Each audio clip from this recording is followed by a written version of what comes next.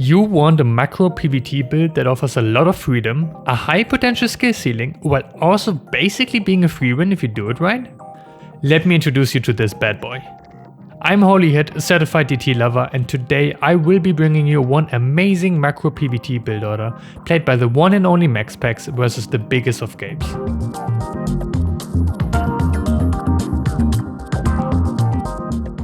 This build really is suitable for every league and allows you to improve on whatever aspect of the game you want to improve on, while also punishing mistakes from your opponent easily. The lower you are, the more free the MMR will be.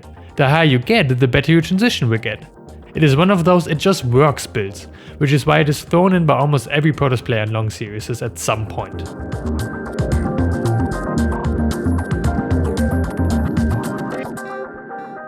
So as is the standard in PvT, we are starting with a Cybercore first 1 get expand, which usually means a 14 pylon 16 gateway.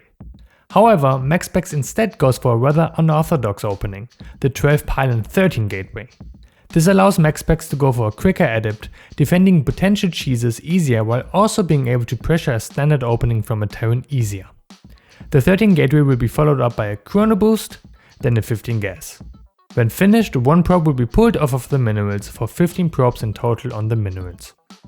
At 18 supply, we are getting the Cybercore. The probe will move down and a 19 nexus will be built, followed by a 19 pylon, the adept, which will be chrono boosted, and the second gas.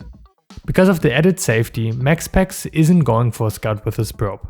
Instead, the first adept will be the first scout as well as pressure. In total, MaxPax's goes for 3 adepts, with 2 easily being able to pressure the opponent and the third one keeping out the Reaper from scouting and harassing.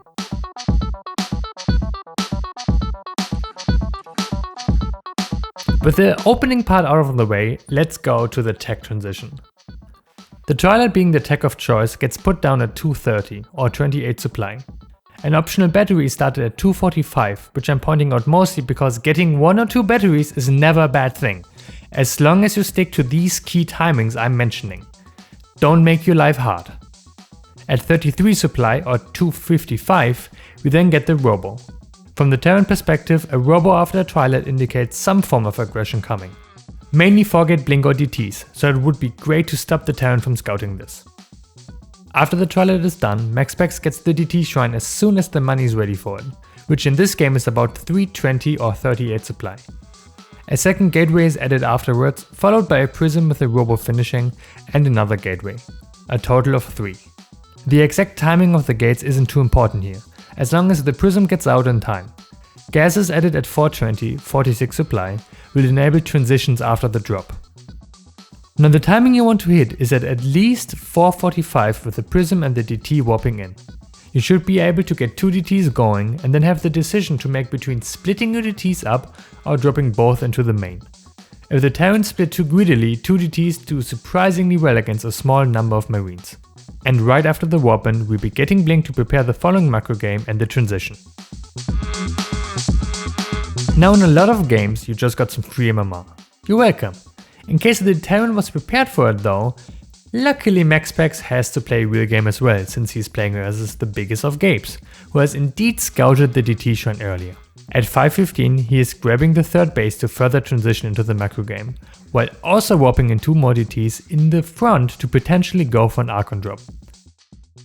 At 525 a Forge is added for, well, upgrades.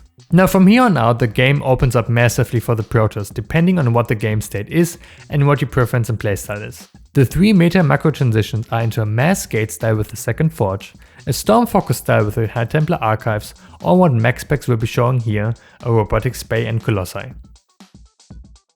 With Blink finishing, charge is started, and MaxPax's is opting for pressure with the Archon drop and a handful of Stalkers, once again trying to punish potential mistakes, without actually committing. It is essential that we don't lose Stalkers unnecessarily.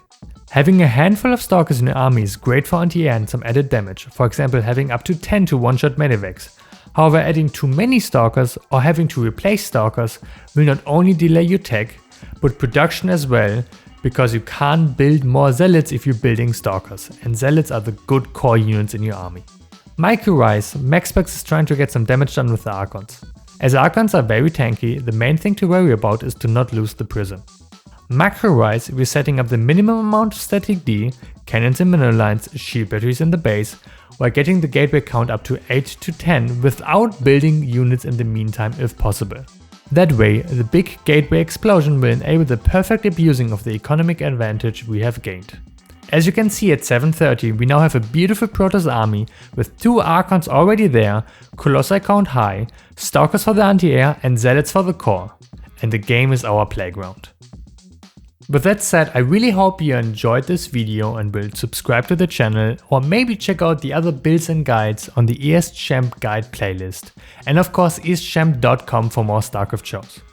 I was HolyHit and I really sincerely hope that you're gonna have some fun DTing Terrans today. ESChamp Builds is made possible by passionate viewers just like you. To help us level up the scene, go to ESChamp.com/join to become a member and get access to the community, previews, and exclusive shows.